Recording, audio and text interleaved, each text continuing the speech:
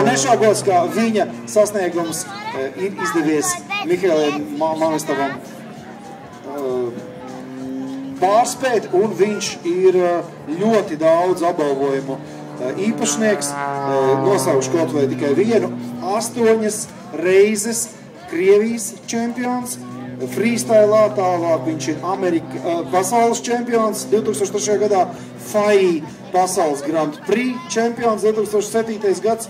Nu, to var saukt vēl un vēl, ir mazāki apbalvojumi, lielāki, bet viņš ir čempions, jebkurā gadījumā. Liels vīrs, kuram patīk vizināties tādā neatkarīgā karuselī. Jā, viņam bez tam vēl patīk ar ģimeni, kad viņam ir dēls un meita, atpūsties ar ģimeni un pamakt šeit, un ceļot, pabraukāt, paceļot. Tā kā ikdienas staigā, ja jūs redzat vienkārši nopietnu vīru ar ģimeni, jūs nevarat uzminēt, vai viņš ir lidotājs, vai viņš ir metinātājs. Viņš ir metinātājs. Jā, bet Mihails Mamestovs ar 115 nopaļojot sekundēm pabeidza pirmo sacensību.